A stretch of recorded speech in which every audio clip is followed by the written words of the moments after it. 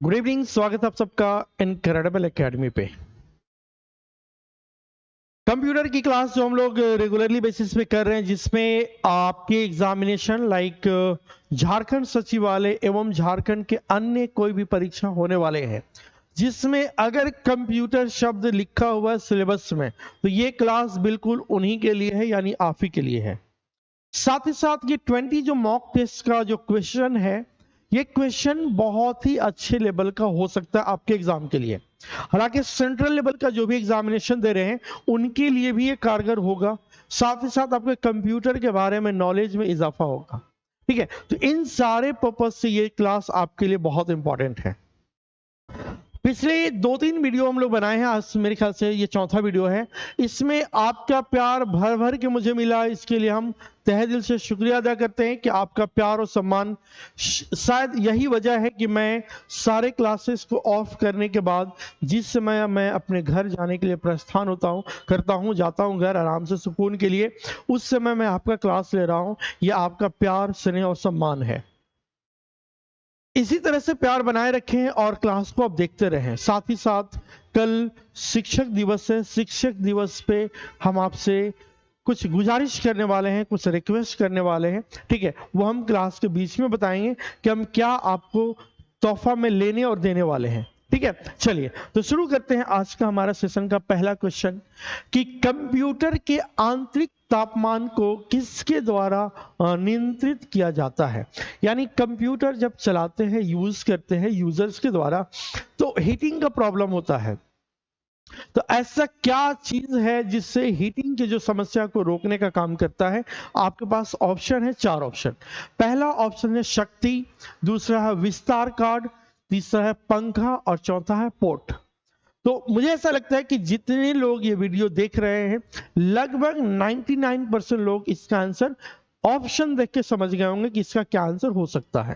ठीक है, तो जी हाँ, बिल्कुल सही। इसका जो जवाब होगा वो हो जाएगा पंखा। ऐसा पंखा कंप्यूटर के अंदर लगा रहता है। यही है जो आपके कंप्यूटर का हीटिंग की जो समस्या है उसको ठीक कर रखता है, ठीक करता है, उसमें कोई समस्या नहीं आने देता है। ठीक है, तो ये जो लगा रहता है आपका जो प्रोसेसर है। अब प्रोसेसर क्या होता है, तो आपका जो माइक्रो प्रोसेसर है, जो आपके सिस्टम का अलग अलग सिस्टम में अलग अलग प्रोसेसर चलता है। जैसे नाम सुने होंगे कभी i3, i5, i7, i10, first generation, second generation, third generation.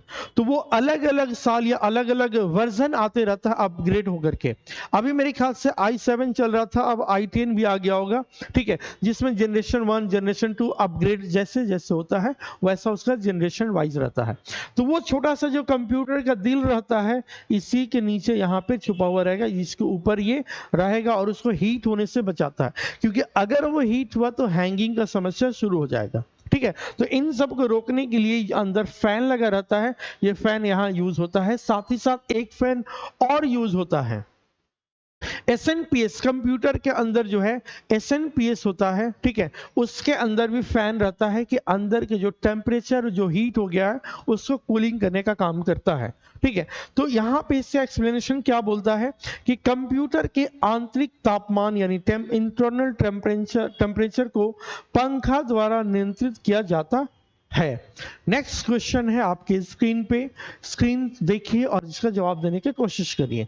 क्या है कि कंप्यूटर तंत्र और कंप्यूटर नेटवर्क के को इंटरनेट से किसके द्वारा जोड़ा जाता है। यानी आपके जो कंप्यूटर में इंटरनेट चलता है, ठीक है, वो इंटरनेट को यानी कंप्यूटर तंत्र और कंप्यूटर नेटवर्क को आपस में जोड़ने का काम किससे किया जाता है। इसके साथ एक एडिशनल क्वेश्चन और हो सकता है कि आपके घर में जो जियो फाइबर हो गया या अभी जियो फाइबर है, पहले टेलीफोन लाइन का तार आता था, वायर आता था। उस टेलीफोन वायर को अपने घर में लाकर ऐसा कौन सा युक्ति, ऐसा कौन सा डिवाइस था जिससे आपके जो टेलीफोन का लाइन था उससे इंटरनेट के रूप में प्रोवाइड करता था, जिससे आपके घर में इंटरनेट, आपके कंप्यूटर में इंटरनेट चलने का काम करता था। तो उस डिवाइस को क्या बोलते हैं, आपको ये बताना है। ठीक है, तो पहला ऑप्शन दिया गया है नेटवर्क कार्ड, दूसरा मॉडेम, तीसरा ऑडियो कार्ड और इनमें से कोई नहीं। अब तो इतना कंफर्म है कि इसका जवाब कोई नहीं देने वाले हैं कि सर ऑडियो कार्ड और इंटरनेट से कोई मतलब है नहीं। अब मैक्सिमम जो स्टूडेंट हैं हम उनके साइकोलॉजी के हिसाब से हम बात कर रहे हैं, तो होता क्या है कि देखता है कि भाई कंप्यूटर के बात हो रहा है और इंटरनेट के बात हो रहा है, अब इसको देना ही है तो बोलेगा जय माता दी या बिस्मिल्लाहिर्रहमानिर्रहीम, मार दिया नेटवर्क कार्ड। तो भाई उसी तरह का ऑप्शन आपको बना के देता है कि आप वहां पे कंफ्यूज होइए और आपका नंबर कट जाए। तो इसका सिंपल सा जवाब है वो एक मॉडेम है, एक डिवाइस है, मॉडेम के थ्रू उसको हम लोग जो लाइन है, टेलीफोन लाइन, उसको जोड़ने का काम करते हैं। आज के डेट में जो है वो जियो फाइबर आ गया है या एयरटेल का नेटवर्क हो गया है, तो उससे क्या है वो तो वो राउटर के द्वारा अभी काम चलता है, ठीक है। तो देखिएगा यहाँ पे आप देखिएगा तो घर में ऐसे करके लगा हुआ रहता था, कभी किसी में एक किसी में दो ऐसा, और इसमें लैन केबल जोड़ करके इसको आप इंटरनेट चलाते थे कंप्यूटर में जोड़ करके, ठीक है। कंप्यूटर में जोड़ करके हम उसको चलाने का काम हम लोग करते थे, ठीक है, इस तरह से। लेकिन अब क्या है कि इस तरह से अब फिर कुछ दिन के बाद सिम कार्ड लगा करके ऐसा आ गया था, कंप्यूटर में मॉडेम को लगाइए और वहाँ इंटरनेट एक्सेस करिए। अब जियो का जो है वो आपका राउटर बोलते हैं, उस राउटर के थ्रू भी आपका चलता है काम, इंटरनेट चलाने का काम करते हैं, ठीक है। इसका जवाब हो जाएगा मॉडेम यानी बी। कंप्यूटर तंत्र और कंप्यूटर नेटवर्क को इंटरनेट से मॉडेम के द्वारा या माध्यम से जोड़ा जाता है। नेक्स्ट क्वेश्चन है कि ईडीपी का पूरा नाम क्या है। ये बहुत ही सिंपल क्वेश्चन है और बहुत सारे एग्जाम में पूछने वाली क्वेश्चन है। ये क्वेश्चन क्या है कि भाई साहब बताएं ईडीपी का फुल फॉर्म क्या है। तो इलेक्ट्रॉनिक डेटा प्रोसेसिंग इसका फुल फॉर्म है। क्या है? इलेक्ट्रॉनिक डेटा प्रोसेसिंग, यानी ऑप्शन नंबर ए ईडीपी। कई बार पूछा हुआ क्वेश्चन। अब इसका मीनिंग क्या है? देखिए, आंसर बता के टिक करा के निकल जाए इतना तो किताब ही करता है, तो फिर हमारे वीडियो आप क्यों देख रहे हैं, ये क्यों देखेंगे? तो इसको समझना जरूरी है कि जो टर्मिनोलॉजीज है इसका मीनिंग क्या है। देखिए, आप अगर किसी ऑफिस में काम करते थे आज से 50 साल पहले, जो कर रहे होते हैं, बैंक में कोई फाइल आता है, उस डेटा को देखते हैं, क्रैक करते हैं, वो कहते हैं हाँ इसका अकाउंट खोलना चाहिए, आगे बढ़ा दिया, अकाउंट खुल गया। तो ये डेटा को प्रोसेस करने में समय बहुत लगता था। खास करके बैंक में आप देखिएगा तो ये बहुत सारा ऐसे है कि जो डेटा फॉर्म भरा उसमें नाम, पता, एड्रेस वगैरह दिस दैट पूरा, अब आया क्लर्क के पास, क्लर्क चेक किया, वेरीफाई किया, दिस दैट किया, उसके बाद प्रोसेस करके आगे उसका अकाउंट खुल गया। लेकिन अब वही डेटा को, फॉर एग्जाम्पल एक बैंक लिए हैं, उसी तरह से जो एक डेटा हम इनपुट करते हैं कंप्यूटर के अंदर किसी प्रोग्राम में, तो वो अपने प्रोग्राम या अपने सॉफ्टवेयर या अपने इंस्ट्रक्शन के अकॉर्डिंग, प्रोग्राम क्या है, बहुत सारे इंस्ट्रक्शन का एक पोर्टल है, एक मतलब बंच है, एक ग्रुप है, जहां पे ये जो इंस्ट्रक्शन दिया जाएगा तो इसको प्रोसेस करके हमें ये मिलना है, ठीक है। तो ये जो डेटा कंप्यूटर के अंदर हम एंट्री करते हैं जैसे 2+2, तो अब ये प्रोसेस होकर के हमें इंफॉर्मेशन के रूप में मिलता है। यानी जो आपके पास रॉ डेटा है उसको डेटा बोलते हैं, प्रोसेसिंग होता है, प्रोसेस होने के बाद जो हम तक मिलता है इंफॉर्मेशन उसको हम बोलते हैं डेटा प्रोसेसिंग। तो इसी को जो है डेटा को यहाँ पे गया और इलेक्ट्रिकली, ठीक है, इलेक्ट्रॉनिकली ये प्रोसेस होता है, फिर हमें इंफॉर्मेशन मिलता है। तो इसी को बोलते हैं इलेक्ट्रॉनिक डेटा प्रोसेसिंग, यानी ईडीपी। ईडीपी हुआ, फिर हमें इंफॉर्मेशन मिला। इंफॉर्मेशन का मतलब क्या है? हमारे दिए गए या यूजर के द्वारा दिए गए रॉ डेटा को प्रोसेस करके जो हम तक रिजल्ट मिलता है, हम तक जो आउटपुट मिलता है, उसको बोलते हैं इंफॉर्मेशन। डेटा बोलते हैं जो रॉ डेटा हो, जिस पे काम नहीं किया गया है, ठीक है। तो ये इस तरह से इसको बोलते हैं electronic data processing. Next question है, कंप्यूटर प्रोसेसर द्वारा सूचना में परिवर्तित किए जाते हैं। अब किसको कंप्यूटर प्रोसेस द्वारा सूचना में कन्वर्ट किया जाता है? अभी अभी हम यूज किए। तो आपके द्वारा दिए गए डेटा को, जो डेटा है यानी रॉ जो डेटा है उसको सूचना में परिवर्तन करता है। तो यहां पे क्या हो जाएगा? डेटा। ठीक है, तो आपका आंसर क्या हो जाएगा, बी हो जाएगा। कंप्यूटर प्रोसेस द्वारा आंकड़ा यानी डाटा या डेटा बोलिए, सूचना इंफॉर्मेशन में परिवर्तन करता है प्रोसेस होने के बाद। मतलब कीबोर्ड से टक टक टक टक टक टक टक आप दिए, ये इसमें गया, यहाँ प्रोसेस हुआ और ये हम तक यहाँ दिखा दिया। ठीक है, जैसे बोल दिया यहाँ पे कुछ भी दे दिया, ठीक है, कि 143, अब यहाँ पे लिखा कोई 143, अब यहाँ पे क्या इसका कोड किया हुआ कि भाई 143 कोई देगा तो इसका मतलब यहाँ तुम लिख देना कि आई दिल यू, आई लव यू। ठीक है, तो एक एग्जांपल के तौर पर बोले, इसको अदरवाइज मत लीजिएगा। ठीक है, तो ये इस तरह से आपका डेटा प्रोसेस होता है। ठीक है, तो यहाँ पे क्या हो जाएगा, डेटा। ठीक है, नेक्स्ट क्वेश्चन, OMR का तात्पर्य क्या है? ये बहुत अच्छा क्वेश्चन है और आपके एग्जामिनेशन के लिए जो देने वाले हैं उसमें भी नाम सुने होंगे कि इस बार जो एग्जाम होने वाला है वो OMR शीट पे होने वाला है। तो भैया ये OMR शीट किस परिंदा का नाम है? तो हमें ऐसा लगता है कि जितने लोग वीडियो देख रहे हैं मैक्सिमम लोग OMR से परिचित होंगे इस नाम से, भले इसका फंक्शन कार्य नहीं जानते होंगे लेकिन OMR का नाम सुने होंगे और OMR शीट भी देखे होंगे जिसमें आंसर लिखना नहीं होता है, टिक भी नहीं करना रहता, वो गोला गोला गोला करना रहता है। तो वो OMR शीट होता है। वो OMR शीट को हम क्या करते हैं, जब आप जैसे कोई भी इंफॉर्मेशन को देते हैं तो यहाँ पे बहुत सारे डॉट्स बने हुए रहते हैं। ठीक है, जैसे यहाँ पे 1 2 3, ठीक है, और यहाँ पे 4 लिख दिया, यहाँ पे गोला गोला ऐसे बना हुआ है, या ABCD भी होता है जैसे। ठीक है, अब जैसे यहाँ पे लिख दिए 3 4 2 1, ये आपका रोल नंबर है। ठीक है, तो ऐसे करके आपका ये 1 2 3 4 5, जैसे यहाँ पे 3 इसमें पुट किए तो यहाँ पे 3 में गोला कर दीजिए। ठीक है, तो टाइम लगेगा एक्सप्लेन करने में, तो आप पेशेंस रखिएगा। जैसे यहाँ पे जो है 3 नंबर में, यहाँ 3 में जाकर गोला करेंगे, ये 4 लेना है, इस लाइन में इसको हटा देते हैं। ठीक है, इस लाइन में 4 को लेना तो 1 2 3 4, वहां ये गलती मत करिएगा। 1 2 3 4, यहाँ पे 4 में कर दिए, यहाँ पे 2 है तो 1 और 2 इसको 2 कर दिए, यहाँ पे 1 तो ये 1। अब जब ये होने के बाद इसी तरह से आपका जो आंसर बनता है वो आंसर ये OMR को लेता है, बल्क में मशीन में डाल देगा। मशीन में डालने के बाद फटाफट फटाफट, जैसे आपका जीरोक्स मशीन कैसे चलता है, फट फट फट फट फट फट चेक हो रहा है। चेक होने के बाद आपका पूरा रिजल्ट तैयार हो जाएगा कि आपका कितना नंबर आया, रोल नंबर भी इसी तरह से पुट होता है, बहुत स्पीड में फास्ट में काम होता है। तो वो OMR है। अब OMR का मतलब क्या है? ठीक है, तो OMR का 2 मतलब हो सकता है। ठीक है, OMR का तात्पर्य है ऑप्टिकल मार्क रीडर या ऑप्टिकल रिकॉग्निशन। ठीक है, भी बोलते हैं। इसका जो पॉपुलर नाम है ऑप्टिकल मार्क रिकॉग्नाइजेशन या ऑप्टिकल मार्क रीडर, ज्यादातर ये वाला ऑप्शन में देता है ऑप्टिकल मार्क रीडर। यानी आपके द्वारा जो ये मशीन है, ये मशीन यहाँ पे बहुत सारा एक बार में रख दिया, 200-500 सीट, फट फट फट फट चेक हो रहा है और आपके कंप्यूटर में वहां रिजल्ट तैयार हो जा रहा है।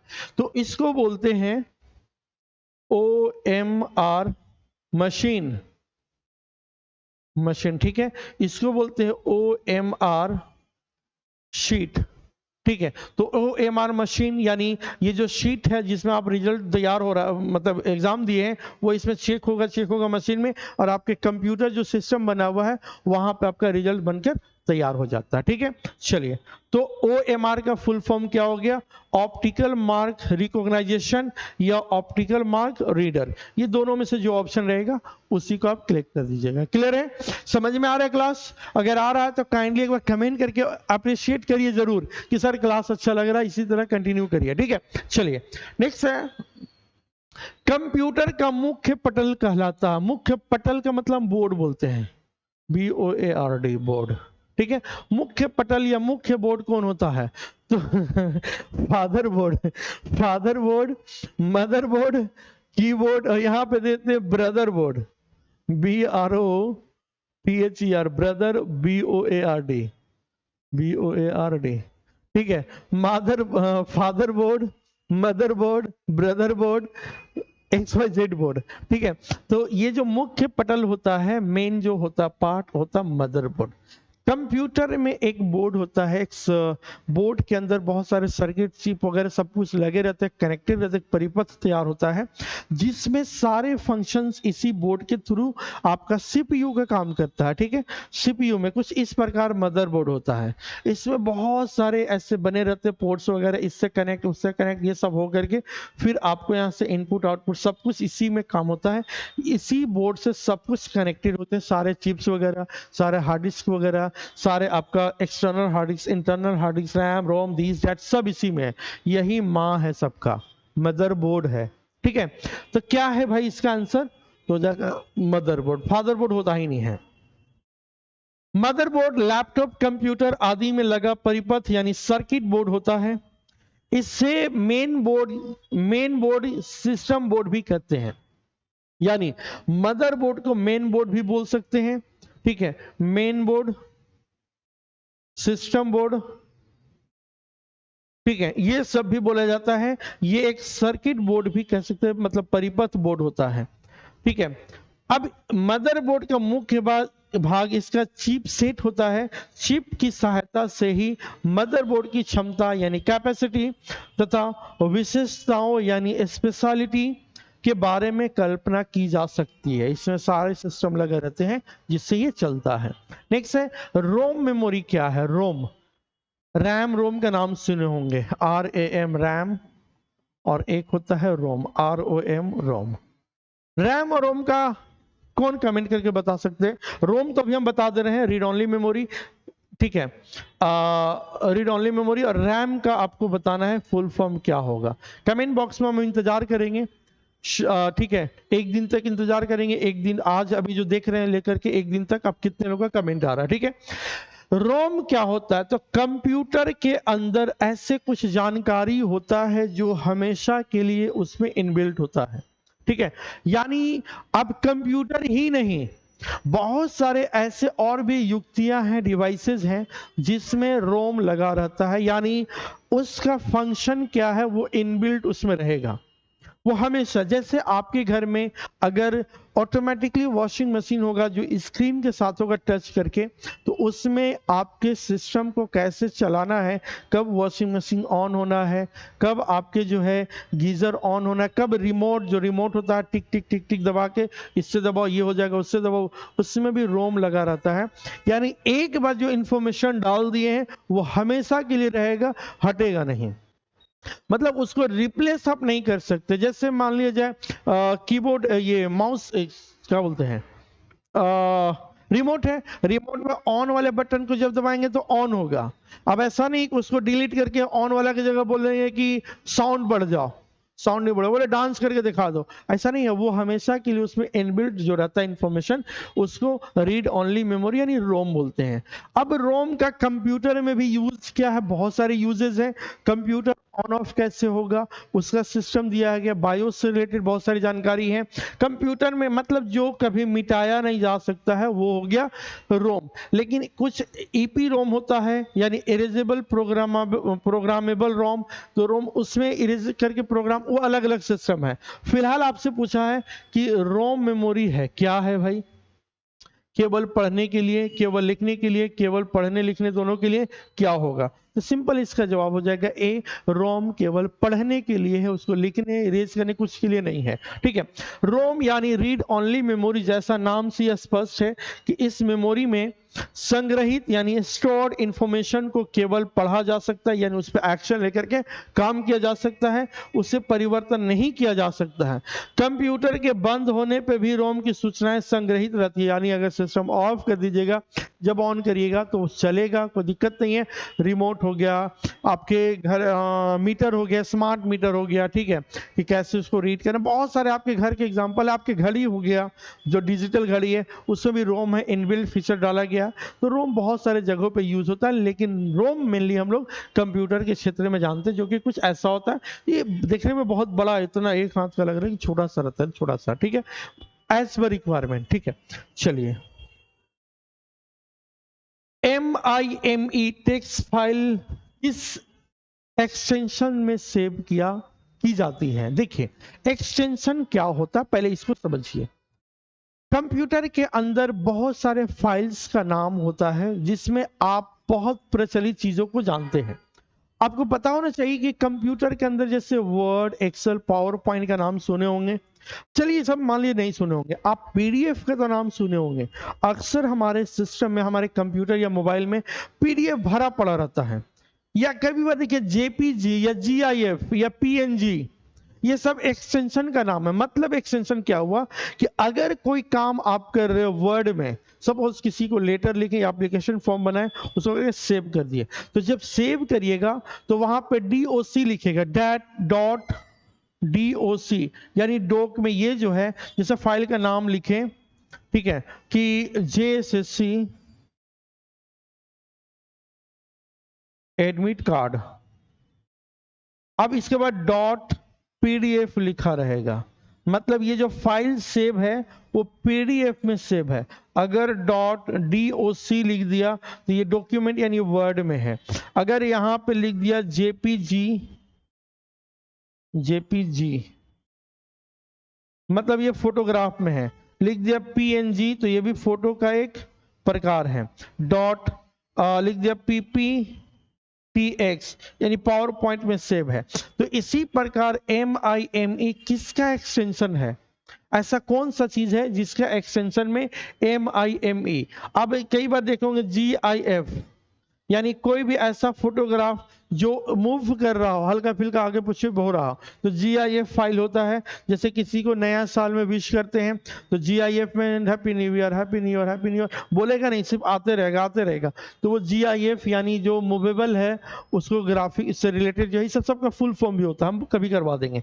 तो इसी प्रकार जो है MIME किसका है? तो ये है HTML एक्सटेंशन, इससे रिलेटेड ये चीज है। ठीक है, चलिए, तो ये हो जाएगा HTML। अब देखिए जैसे GIF फाइल है, PNG है, PDF है, ठीक है, ये सब अलग अलग, JPG है, डॉक है, XLS है, जीप है, वेब है, MP3 है, MP4 है, ठीक है, ये सब एक्सटेंशन होता है नाम। ठीक है, चलिए हम आगे बढ़ते हैं। नेक्स्ट क्वेश्चन है, निम्नलिखित में से कौन सा एक इनपुट डिवाइस नहीं है? बताइए भाई कि कौन सा जो इनपुट डिवाइस नहीं है। आपके लिए क्वेश्चन, इसको आप बता सकते हो, बहुत टफ क्वेश्चन नहीं है। क्वेश्चन क्या है मेरे भाई कि कीबोर्ड एक इनपुट डिवाइस है, माउस इनपुट डिवाइस है। मेरे भाई मॉनिटर इनपुट डिवाइस नहीं है, ये आउटपुट डिवाइस है। ये क्या है? आउटपुट डिवाइस है। तो यानी तीसरा नंबर नहीं है, तो आपका आंसर क्या हो जाएगा? माउस की इनपुट डिवाइस नहीं है, तो मॉनिटर यानी ऑप्शन नंबर बी।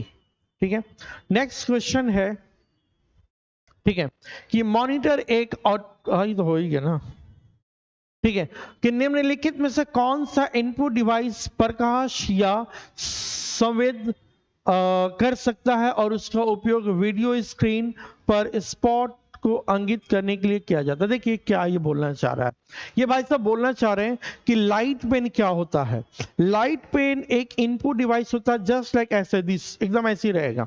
इसके अंदर वायर लगा करके आप USB से कंप्यूटर में लगा दीजिए, उसके बाद यहाँ पे लाइट सेंसर के थ्रू आपके स्क्रीन पे लिखने पढ़ने का काम कर सकता है, आप डेटा उसमें डालने के लिए। तो वो लाइट पेन होता है, उसका यूज आप कर सकते हैं। अभी कई देखिएगा तो गीता, कुरान, ये सब आ गया है लाइट पेन के थ्रू। इसको आगे बढ़ाइएगा, ऐसे वो पढ़ते जाएगा, बोलते जाएगा, ठीक है, वो डेटा को लेता है और उससे करता है। तो लाइट पेन बहुत सारा ग्राफिक्स वगैरह यूज में किया जाता है, कुछ इस प्रकार होगा। ठीक है, देखिए ऐसा ही है। यहाँ से इसके अंदर आप डिजाइनिंग से रिलेटेड लोग यूज करते हैं। कंप्यूटर के अंदर जो है आप टच स्क्रीन टाइप का जो पहले जमाना में भी चलता था, तो लाइट पेन के थ्रू आप उसमें ग्राफिक्स वगैरह का काम कर सकते हैं। ठीक है, लाइट पेन एक इनपुट डिवाइस है जो प्रकाश का संवेदन यानी लाइट सेंसिंग कर सकता है। इसके प्रयोग द्वारा स्क्रीन स्पॉट को भी इंगित करता है, यानी उसको इस तरह से काम करता है बस। ठीक है, तो ये इस तरह से लाइट पेन होता है। ठीक है, नेक्स्ट है, निम्नलिखित में से किस समूह केवल इनपुट डिवाइस है? कौन है जो सिर्फ इनपुट डिवाइस है? देखिए, मॉनिटर इनपुट डिवाइस नहीं है, प्रिंटर इनपुट डिवाइस नहीं है, प्लॉटर इनपुट डिवाइस नहीं है, माउस, कीबोर्ड, स्कैनर, ये सब क्या है? इनपुट डिवाइस है। ठीक है, तो माउस का काम क्या है? जो आप माउस देखते होंगे, ठीक है, तो माउस के अंदर क्लिक करके उसको हम इनपुट देने का काम करते हैं। कीबोर्ड दबाते हैं टिप टिप टिप टिप तो लिखा जाता है। स्कैनर, कोई भी डॉक्यूमेंट हार्ड कॉपी है उसको सॉफ्ट कॉपी बनाने के लिए स्कैन करते हैं, कंप्यूटर में जाता है, उसको आप अपने सॉफ्ट के रूप में यूज कर सकते हैं। ठीक है, चलिए नेक्स्ट है लैपटॉप का default pointing device. Default pointing device कौन सा है? ठीक है, अब देखिए बोलना क्या चाह रहा है। लैपटॉप में आप देखे होंगे कि बिना माउस के थ्रू भी काम होता है, मतलब उसमें माउस अलग से ना लगाएं तो भी आपका काम हो जाता है। किसके थ्रू होता है, कैसे होता है? तो अगर आप लैपटॉप जरूर देखे होंगे, इसमें से मैक्सिमम लोग लैपटॉप यूज भी किए होंगे, देखे भी होंगे। अगर आप नहीं भी देखे होंगे, चलिए कहीं ऐसा होता है परिस्थिति कि लैपटॉप कभी देखने का मौका ना मिले, कोई बात नहीं है। आप लैपटॉप के अंदर देखिएगा तो फिल्म में, टीवी में, ये कहीं देखे होंगे तो एक उंगली दो रख करके ऐसे ऐसे करके मूव करता है, तो उसके अंदर एक ना टच पैड बना रहता है, उसको टच करके जहां जैसे चाहे वो कर्सर को कंट्रोल कर सकता है, तो उसको बोलते हैं टच पैड। उसको टच करके उस पैड के थ्रू आप जो चाहे कर सकते हैं। उसके बगल में आई थिंक फिगर भी होगा, हाँ, उसके बगल में दो बटन रहता है, लेफ्ट और राइट क्लिक। ठीक है, राइट लेफ्ट क्लिक रहेगा, जिसको यूज करके आप जो है सो इसको टच पैड के इस्तेमाल करके कर्सर को कंट्रोल कर सकते हैं। ठीक है, तो वही चीज आपको बोल रहा है पॉइंटिंग डिवाइस के बारे में, तो वो टच पैड के थ्रू होता है। ठीक है, चलिए नेक्स्ट क्वेश्चन है कंप्यूटर स्क्रीन पर ब्लिंक करने वाला सिंबल क्या कहलाता है? जैसे ये कंप्यूटर है, इसमें ब्लिंक करने के लिए, जैसे हम एग्जांपल दे रहे हैं, माउस कहाँ है, देखिए आपको दिख रहा होगा यहाँ पे कहाँ गया है, देखिए यहाँ पे दिख रहा है। तो ये जो दिख रहा है कर्सर, इसको बोलते हैं कर्सर। ठीक है, तो ये इसको कर्सर बोला जाता है, इसी के बारे में बात कर रहा है, ये क्या है। ठीक है, तो इस ब्लिंकिंग करने वाले सिंबल को हम लोग बोलते हैं कर्सर। ठीक है, ये कई बार ऐसा रहेगा, कई बार ऐसा भी दिख सकता है, कई बार जो है आपका सीधा उंगली रहेगा। ठीक है, मेरा सही नहीं बना, कई बार ऐसा रहेगा ऐसे क्लिक करने के लिए। ठीक है, ऐसे बना लीजिए, कई बार ऐसा। ठीक है, तो ये इस तरह का रहेगा, इसको क्या बोलते हैं? तो कर्सर बोलते हैं। इसको क्या बोलते हैं? कर्सर बोलते हैं। ठीक है, चलिए आगे बढ़ते हैं। स्क्रॉल बार हम कर सकते हैं, स्क्रॉल बार से हम क्या कर सकते हैं? कंप्यूटर के अंदर देखिएगा तो स्क्रॉलिंग का कुछ सिस्टम रहता है। अब भाई सबसे पहले समझिए व्हाट इज स्क्रॉल। स्क्रॉल क्या है? तो देखिए, अगर आप फेसबुक कभी यूज किए हो या इंस्टाग्राम यूज किए हो या कोई भी सोशल साइट यूज किए हैं, तो ऐसे टिक टिक मारते हैं, ऐसे करते हैं, आगे बढ़ता, नया फीड आता, नया देखते हैं, या कई बार नीचे भी किया जाता है। ट्विटर वगैरह में आई थिंक नीचे किया जाता है। ठीक है, तो जो आगे बढ़ा बढ़ा के जो देखते रहते दिन भर आप कभी रील्स देखते हैं, कभी शॉर्ट्स देखते हैं, कभी पता नहीं और क्या क्या देखते हैं, तो आगे बढ़ाने के जो काम होता है उसको बोलते हैं स्क्रॉल करना, स्क्रॉलिंग करना। तो स्क्रॉल जो होता है, ठीक है, तो स्क्रॉल बार से हम क्या करते हैं? तो मैटर को ऊपर या नीचे ले जाने के लिए स्क्रॉलिंग का काम हम करते हैं। स्क्रॉलिंग का काम क्या करते हैं भाई? तो मैटर को ऊपर या नीचे, जैसे आप माउस से कभी स्क्रॉल किए हो तो ऐसे घुमाइएगा, ऐसे से घुमाइएगा तो नीचे जाकर ऊपर करना होगा तो ऊपर करना, आगे पीछे करके नीचे और ऊपर का काम करना है, तो उसको बोलते हैं मैटर को नीचे या ऊपर करना, जिसको हम स्क्रॉल बोलते हैं। ठीक है, स्क्रॉलिंग आप कई बार फेसबुक व्हाट्सएप पे दिन भर स्क्रॉलिंग करते हैं ना, उसी को स्क्रॉल ऊपर नीचे करने को बोलते हैं। नेक्स्ट है माउस के दो मानक बटन के बीच में स्थित व्हील का प्रयोग होता है। अभी जस्ट हम बताएं कि माउस के जो दो बटन है, ये बटन और एक ये बटन, इसके बीच में जो व्हील है यानी चक्का है, चक्का को घुमाने का काम किस लिए किया जाता है? ठीक है, तो इसका सिंबल सा है कि बीच में स्थित व्हील का प्रयोग होता है। वेब पेज पे क्लिक करना पहला ऑप्शन, दूसरा ऑप्शन है शट डाउन करना, तीसरा सेलेक्ट आइटम क्लिक करना, और चौथा है स्क्रॉल करना। तो आपका मतलब हो गया स्क्रॉल। उम्मीद करते हैं कि स्क्रॉल से रिलेटेड अब आपको कोई समस्या नहीं रहने वाला है। नेक्स्ट क्वेश्चन है, आपकी स्क्रीन पे देखिएगा कि आप कंप्यूटर में डेटा एंटर करने के लिए निम्नलिखित में से किसका प्रयोग करते हैं? यानी कंप्यूटर में डेटा एंट्री करना हो तो किसका प्रयोग किया जाता है? मेरे भाई इसका जवाब कीबोर्ड होगा, इसमें किसी को कोई शक थोड़े ना होना चाहिए। ठीक है, कीबोर्ड होगा। अब कीबोर्ड में बहुत तरह के बटन होते हैं, अल्फाबेट की होता है, न्यूमरिक की होता है, सिंबल की होता है, फंक्शन की होता है, फिर आपका मॉडिफायर की होता है, बहुत सारे की होता है। तो इस तरह से कीबोर्ड के अंदर इसके सहारा से टिप टिप करके टक टक टक टक टक जा करके कंप्यूटर के अंदर जो एंट्री करते हैं वो बी के द्वारा यानी कीबोर्ड के द्वारा हम कंप्यूटर में डेटा को एंट्री करते हैं। नेक्स्ट है किसी कंप्यूटर किसी कंप्यूटर की कीबोर्ड में आमतौर पर फंक्शन कुंजियां होती हैं। कितने फंक्शन कुंजी होता है? आप नाम सुने होंगे, F1, F2, इसका अलग अलग फंक्शन है। F1, F2, ये सब फंक्शन किए हैं। फॉर एग्जाम्पल कि अगर आप पीपीटी में बनाए हुए प्रेजेंटेशन रेडी है, तो आपके लिए पीपीटी के जो स्लाइड्स को रिप्रेजेंट कराने के लिए जो यूज होता है वो F5 होता है। F5 जब आप क्लिक करेंगे तो आपका पीपीटी में जो स्लाइड है वो आपका बड़ा सा हो जाएगा, जहां से प्रेजेंटेशन शुरू हो जाएगा। ठीक है, F5 से। ठीक है, तो इसमें टोटल जो कुंजियां होते हैं वो 12 कुंजी होता है। ठीक है, फंक्शन की कहाँ होता है? कीबोर्ड में जब जाइएगा तो यहाँ F1 से लेकर के F12 तक यहीं पे से रहेगा फंक्शन की, जिसका अलग अलग सॉफ्टवेयर में, अलग अलग प्रोग्राम में अलग अलग तरीका से यूज किया जाता है, उसको हम फंक्शन की बोलते हैं। नेक्स्ट क्वेश्चन है, कंट्रोल शिफ्ट और अल्ट को कहा जाता है। कंट्रोल शिफ्ट और अल्ट को बोलते हैं मॉडिफायर की, यानी ये मॉडिफाई करने का काम करता है। ये इसका डबल प्रयोग है। एक साथ क्लिक करके किसी बटन को आप ऐसे क्लिक करिए, आप कंट्रोल के साथ, शिफ्ट के साथ, अल्ट के साथ करिएगा तो उसी की का मीनिंग बदल जाएगा और कोई और काम होगा। जैसे कॉपी अगर करना है तो सी से सी लिखा जाएगा, सिलेक्टेड जगह पे सी, मतलब सी टाइप करने के लिए सी दबाएंगे, लेकिन कंट्रोल प्लस सी, जैसे यहाँ पे कंट्रोल है प्लस सी करेंगे तो कॉपी हो जाएगा, भी करेंगे तो पेस्ट हो जाएगा, बी करेंगे तो बोल्ड हो जाएगा। ठीक है, यू करेंगे तो अंडरलाइन हो जाएगा। तो यानी जैसे कंट्रोल हो गया, शिफ्ट हो गया, कहां गया कलर? ठीक है, कंट्रोल हो गया, शिफ्ट हो गया, अल्ट हो गया, इनका इस्तेमाल कॉम्बिनेशन के साथ भी यूज होता है, तो इसको बोलते हैं मॉडिफायर की, यानी इसमें मॉडिफाई करके यूज कर सकते हैं। वो दोनों तरफ रहता है, लेफ्ट में भी रहता है और राइट में भी रहता है।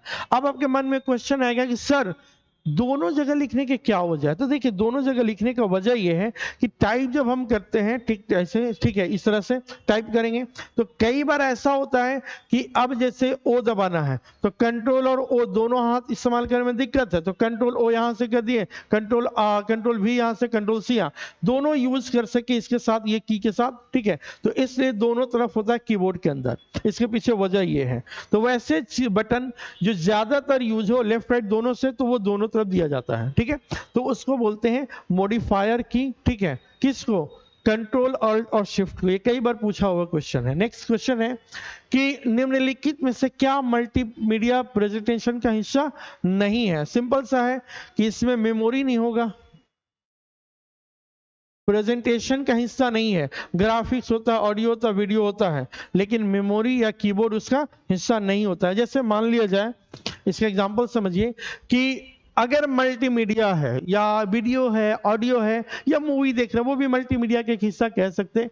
मल्टीमीडिया अगर आप दिखाया जा रहा है, आप वहां पे बैठे हुए हैं, तो आपको उससे देखने को मिलेगा, मतलब ग्राफिक्स का यूज होगा, देख आपका सुनने को मिलेगा, देखने को मिलेगा, यानी ऑडियो विजुअल और आपका ग्राफिक्स यूज होगा। इसमें मेमोरी या कीबोर्ड का कोई यूज नहीं है मल्टीमीडिया प्रेजेंटेशन में। ठीक है, तो यहाँ पे आपका की मेमोरी और कीबोर्ड का कोई यूज नहीं होता। ठीक है, चलिए नेक्स्ट एंड लास्ट क्वेश्चन, उस तकनीक का नाम बताइए, उस तकनीक का नाम बताइए जिसका इस्तेमाल किसी ईमेल को अनधिकृत व्यक्ति द्वारा पढ़ने से बचाने में किया जाता है। चलिए इसको समझिए पहले क्या बात बोल रहा है। देखिए, ईमेल जो होता है ना, अगर आप किसी को गुप्त ईमेल करना चाहते हैं या भेजते हैं किसी को ईमेल, तो अभी क्या है, या फिर व्हाट्सएप का भी अभी एग्जांपल समझ सकते हैं कि व्हाट्सएप का सिस्टम क्या है। आप किसी को ईमेल भेजें, ईमेल भेजने के बाद आप जो लेटर या जो जिस अंदाज में, जिस ग्रामर या जिस लैंग्वेज का यूज किए, सामने वाला तक वो चीज पहुंचता है, लेकिन इसके बीच में देखिए क्या है, जब यहां से आप भेजेंगे अपने लिखा हुआ, तो एक अलग तरह का लैंग्वेज में बन जाएगा जिसका कोई मीनिंग ही नहीं होगा, इनक्रिप्टेड लैंग्वेज। ठीक है, वो वहां तक उसके सिस्टम तक जाएगा, जब वो उसे ओपन करेगा तो फिर उसको ट्रांसलेट करके वही बता देगा जो इसने लिखा था। ठीक है, तो कोई भी ईमेल को भेजने के लिए ठीक है। जिसका ईमेल का अनधिकृत व्यक्ति यानी अनऑथराइज्ड पर्सन ना पढ़ ले, उसके लिए इसको किया जाता है। तो इसका जो सिंबल है इंक्रिप्शन जो होता है उसके द्वारा यूज होता है। एक चित्र के माध्यम से हम समझाने का काम किए हैं कि यहाँ पे अगर कोई हेलो लिखा तो यहाँ पे ये लगा हुआ है, ठीक है, ये लगा हुआ है। अब यहाँ से जब जाएगा तो ये इस लैंग्वेज में आ जाएगा, अगड़म बगड़म सकड़म कुछ भी आ जाएगा, चाइनीज लैंग्वेज, ठीक है। फिर यहाँ से जब इस तक जाएगा तो अब बोलेगा भाई साहब उसको दरवाजा खोल दो, या लॉक था ना, या दरवाजा खोलो और इसको हेलो दिखा दो। इसको बोल दिया, दिल बना के भेज दिया, ठीक है।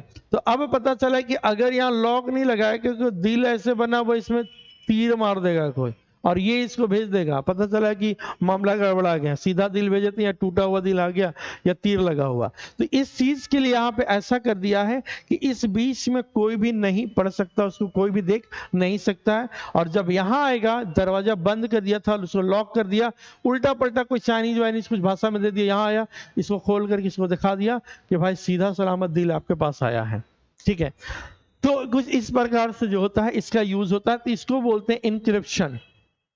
व्हाट्सएप भी ये चीज का दावा करता है कि हम आपके टेक्स्ट को जो मेरे पास आता है उसको इंक्रिप्ट कर देते हैं, और जो यूजर तक जाता है वही उसको देख पाता है, बीच में कोई ऐसा नहीं कर सकता। ये व्हाट्सएप का दावा है।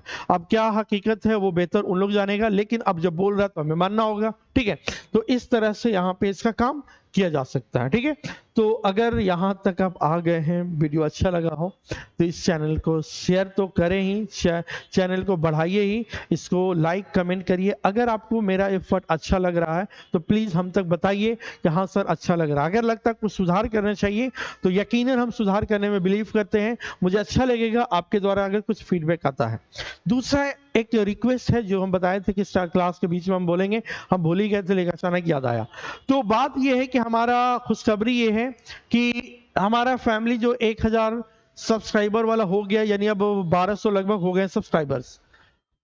तो ये फैमिली हमारा आपका प्यार से, आपके सपोर्ट से बढ़ रहा है। तो अब आपसे रिक्वेस्ट है, अब मेरा भी आपसे उम्मीदें बढ़ रहे हैं, क्योंकि अब एक शिक्षक अपने स्टूडेंट से ही कुछ डिमांड कर सकता है, एक गिफ्ट के रूप में, एक गुरु दक्षिणा के रूप में। कल 5 सितंबर है, शिक्षक दिवस से हमारे संस्थान इनक्रेडिबल एकेडमी में बच्चों के द्वारा मनाया जा रहा है, किया जा रहा है। अगर आप शिरकत कर सकते हैं, आप उसमें प्रेजेंट हो सकते हैं, आ सकते हैं तो जरूर आइए।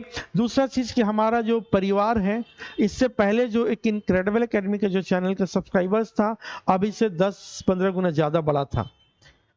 हमारे बहुत सारे ऐसे भाई बहन हैं जो हमसे बिछड़ गए हैं, हमारे साथ है नहीं, हमारे चैनल पर आए, मतलब उनको हम मिल नहीं पा रहे हैं या उन तक हम पहुंच नहीं पा रहे हैं। उन तक पहुंचाने के लिए बस आपका एक माध्यम की जरूरत है। आप उन लोगों तक हमारे चैनल का लिंक को शेयर करिए और उनसे सब्सक्राइब भी करवाइए, कि फिर से एक जगह पे हम सारे लोग, एक फैमिली मेंबर एक जगह जुड़े और बेहतरीन तरीका से हम आपको कंटेंट देते रहे, हमारे टीम के द्वारा मिलते रहेगा। बस एक रिक्वेस्ट है कि उन सारे भाइयों बहनों तक पहुंचाइए इस चैनल को जहां वो पहले ऑलरेडी जुड़े हुए थे हमारे साथ। बहुत ऐसे भी हमारे नए मित्र होंगे, नए भाई बहन होंगे जो यहाँ पर आकर के उनको फायदा हम कर सकते हैं, कुछ उनको बेहतरीन एजुकेशन में हम आपके बढ़ा सकते हैं उनका नॉलेज को। तो बस आपसे रिक्वेस्ट है कि कल 5 सितंबर है, कल तक यानी 6 तारीख तक हम आपसे उम्मीद करेंगे। हमारा जो फैमिली है वो 1000 का है। जब वो जो चैनल हुआ करता था डेली 1000 सब्सक्राइबर भी बढ़ते थे, ऐसा भी दिन आया है। तो बस आपसे रिक्वेस्ट है कि इसको इतना फैला दीजिए कि 1 से 2 दिन के अंदर हम 5000 वाले फैमिली हो जाए, ठीक है। आज यानी 4 सितंबर 2023 को आज हमारा फैमिली लगभग 1200 है, 1100 समथिंग, अभी चेक करके बता देते हैं, 1165 है। बस इसको 5000 1 से 2 दिन में करने का कोशिश करिए। आपका एक शेयर मेरे लिए 1000 के बराबर है। एक किसी से सब्सक्राइब करवाते तो मतलब मेरे लिए 1000 सब्सक्राइबर बढ़ गया। अगर 1000 बढ़ा तो समझिए मेरा मिलियन पहुंच जाएगा, ठीक है। चलिए ज्यादा बोलेंगे नहीं, बस समझिए, कम बोल रहे हैं, ज्यादा समझिए और इसको फैमिली को थोड़ा सा बड़ा करिए, ठीक है। चलिए मिलते हैं अगले क्लास में। जय हिंद, जय भारत, जय झारखंड, गुड नाइट।